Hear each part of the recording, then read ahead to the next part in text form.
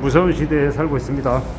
롯데도 지금 되게 휘청거린다라는 이야기가 계속 하다한데요. 정말로 롯데는 이제 내수 기업이잖아요. 롯데 제과든 롯데 칠성이든 롯데 쇼핑이든 롯데홈 쇼핑이든 여러 이제 계열사들이 되게 많은 데가 롯데인데, 그 롯데가 지금 심상치 않다는 얘기가 되게 많이 들립니다. 어떻게 되는 걸까요? 정말 이 정도로 나라의 경제가 안 좋은 건가 우려가 많이 듭니다. 그런데도 언론의 뉴스는 여전히 대한민국이 되게 잘 사는 것처럼 괜찮은 것처럼 이야기하는데 좀 많이 우려스럽습니다. 좀 뭔가를 제대로 이야기해주는 언론들이 아니면 정치인들이 기업인들이 많아야 될 것 같은데, 다들 괜찮다 별일 없다 라고 이야기하는데 되게 어려운 일들이, 되게 난감한 상황들이 많이 생길 것 같아서 걱정입니다. 이 롯데건설도 지금 무너질 수 있다라고 얘기가 나오니까 많이 안 좋은 거잖아요. 그게 지금의 상황인데 너무 사람들이 아니란 건가, 별일 없는 건가, 이 여러 가지 생각들이 듭니다. 참 무섭죠. 지금 롯데가 유동성이 부족해서 본사 건물도 판다라는 이야기도 나오고 되게 심상치 않습니다. 우리가 잘 알고 있는 이름의 이제 기업들이 다 심상치 않다라고 하니까 걱정이 많이 되는 거죠. 왜냐, 그 롯데 그룹에 관련되어 있는 직원들이 되게 많잖아요. 그 직원들의 이제 생계가 이제 되게 문제가 될 수 있겠다라고도 이제 보이는 겁니다. 그냥 롯데만의 문제로 끝나는 게 아니라 롯데 그룹조차도 지금 휘청거릴 정도로 한국의 경제가 매우 우려스럽다, 그렇게 해석하면 맞을 것 같습니다. 점점 아마 더 예사롭지 않을 것 같다라는 겁니다. 어떻게 되겠습니까? 과연 괜찮을 수 있겠습니까? 나아질 수 있겠습니까? 아마 그렇게 괜찮아지고 나아지려 하면 좀 많은 혁신과 많은 개선이 필요할 것 같은데, 그러한 것들은 그냥 생기는 게 아니라 많이 무너지고 많이 몰락하고 많이 뒤집어져야 그 다음에 정말 이 체질이 바뀔 것 같은데요. 지금의 상황으로 봐서는 이 힘들고 어려운 이 난국이 금방 이렇게 나아질 것 같지 않습니다. 잃어버린 10년이라고 얘기하는 게 빈말이 아닌 것 같다라는 겁니다. 결국 개개인들이 좀 더 조심하며 살고 안전하게 살려고 강구하는 거 말고는 뭐 다른 대책이 있을까 생각해 보면 그냥 앞이 안 보입니다. 깝깝하다라는 거죠.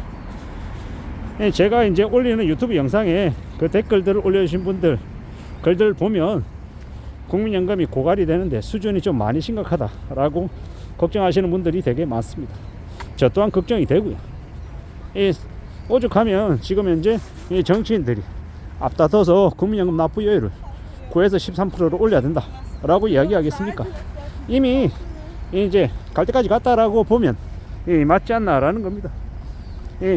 고갈될 수 있는 연도가 뭐 2050이다 2060이다 라고 얘기하는데, 어쩌면 지금 이제 국민연금을 받고 있는 사람들조차도 연금을 못 받을 수도 있다, 뭐 이렇게 얘기하는 사람들도 많으니까요.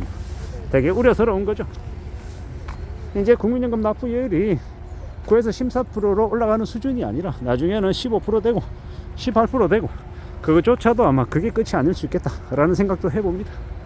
그리고 지금 롯데 건설조차 휘청거린다라고 얘기가 나올 정도로 상황이 안 좋은 건 이제 앞으로 한인 분양도 왕창 아마 될 거라고 보면 맞겠습니다.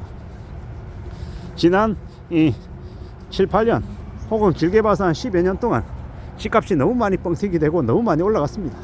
근데 이게요, 이미 사람들이 심리가 얼어붙어서 어지간하면 산다? 아닙니다. 안 삽니다.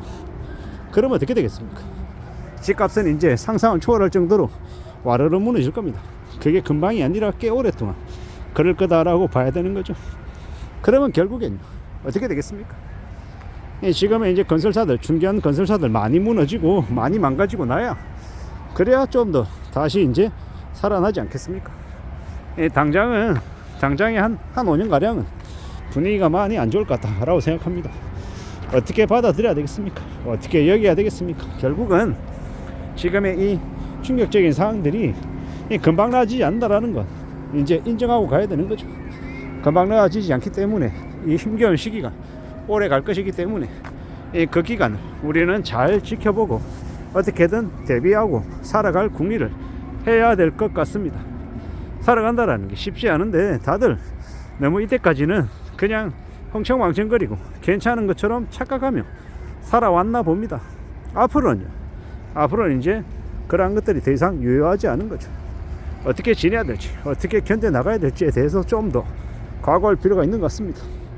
괜찮다, 남들도 다 그렇게 산다, 남들도 다 빚지고 살고 다들 너만 빚지는 거 아니다 라고 얘기하지만 실제로 현실은 좀 다릅니다. 현실은요, 모두 다 빚지고 사는 게 아니라 빚지고 사는 사람들은 되게 우울하고 불행하고 빚 없이 여윳돈 가지고 배당받고 채권이자 받고 여유 부리며 사는 사람들은 좀 더 여유롭게 산다라는 게 사실입니다.